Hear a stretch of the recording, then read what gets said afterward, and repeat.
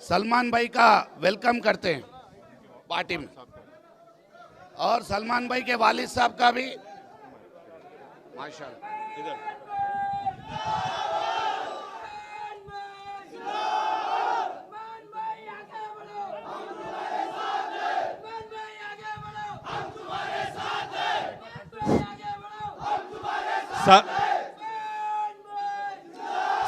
साथ ही साथ शामिल हो रहे हैं हमारे भाई हैदराबाद यूथ करेज के नाम से पिछले 5 साल ऑर्गेनाइजेशन चलाते, काफ़ी सारे मुश्किलात और काफ़ी सारे मुसीबत भी उन्होंने देखा, और आज हमारे साथ जुड़ के एक बहुत बड़ी शक्ति और बहुत बड़ी ताकत जो आप नई एनर्जी जो आप आज पार्टी में लाए, मैं सलमान खान साहब का इस्तेकबाल करता हूं। साथ ही साथ उनके वालिद साहब हकीम खान साहब और शाहबाज खान साहब, यूनुस खान, आसिम खान साहब, गफ़ार खान साहब, मोहम्मद शरीफ, इरफान खान, अहमद खान, शोएब खान, और जितने भी हमारे भाई हैं जिनका मैं नाम नहीं लिया हूँ, आप सबका भी मैं तहे दिल से शुक्रिया अदा करता हूँ, इस्तेकबाल आपका भी करता हूँ, वेलकम करता हूँ। भाइयों, अब तमाम नौजवानों से मैं भाई इतना ही कहना चाहता हूँ, कल रात में मेरी मुलाकात हुई सलमान से। मैं इससे पहले कभी मिला नहीं, पर एक दफ़ा शायद 1 साल पहले इनका एक मैसेज आया था मेरे फ़ोन में कि साहब मेरा नाम सलमान खान है, मैं हैदराबाद यूथ करेज करके एक ऑर्गेनाइजेशन है, इसको मैं चलाता हूँ, 10 एम्बुलेंस मैं डोनेट करने वाला हूँ, उसमें मैं आपको चीफ गेस्ट बुलाना चाह रहा हूँ, बल्कि इनका मैसेज था।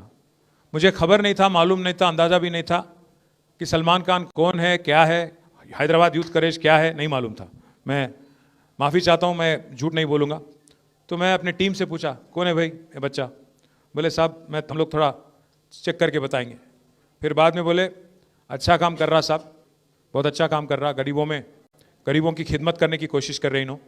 सलमान खान नौजवान लड़का है, शायद 30-35 के बीच में उम्र रहेंगी, काम तो कर रहे हैं, कोशिश तो कर रहे हैं। तो मैंने पूछा हमारे टीम से, इरादा क्या है, कोई सियासी फ़ायदे के लिए कर रहे हैं, किस चीज़ के लिए कर रहे हैं? बोले नहीं साहब, लगता तो यही है कि खिदमत करने की कोशिश कर रहे हैं, पर बदकिस्मती वक्त का ये था, प्रॉब्लम था, इसलिए मैं प्रोग्राम में तो शामिल नहीं हुआ, पर ज़रूर तब से मैं इनकी जितने भी एक्टिविटीज़ हैं सब पे मैं नज़र रख रहा हूँ, गौर कर रहा हूँ। और आज खुशी की बात यह है कि ये जो नौजवान लड़का है सलमान, इतना मैच्योरिटी के साथ आज जिन्होंने जो बात रखने की कोशिश की, एक ही बात में उन्होंने सब कुछ बोल दिया कि हमने बार बार मौका दिया कांग्रेस को और उन्होंने बार बार धोखा ही दिया हमको। ये बस एक सेंटेंस में कांग्रेस की हिस्ट्री, कांग्रेस की तारीख पूरा उन्होंने बता दिया। उनको लगता है कि मुसलमान को किसी और को वोट देने का हक है ही नहीं, इसीलिए कल इनका नॉमिनेशन रिजेक्ट करवा दिए। सलमान अगर वहाँ पे नॉमिनेशन उनका एक्सेप्ट हो जाता, कांग्रेस को मालूम था कोई मुसलमान बच्चे जो आपके साथ जुड़ के हैं ज़रूर कोशिश करेंगे, मेहनत करेंगे, और शायद दोनों पार्टियों में, चाहे वो बीआरएस हो या कांग्रेस हो, दोनों में से किसी को नुकसान हो सकता है। तो साजिश किया, इनकी नॉमिनेशन रिजेक्ट करवा दिया। कल मैंने उनको शाम में दावत दिया, बोला कि सलमान मेरे से आके मिलो आप। चले आए, अपने वालिद साहब के साथ आए, हकीम खान साहब के साथ।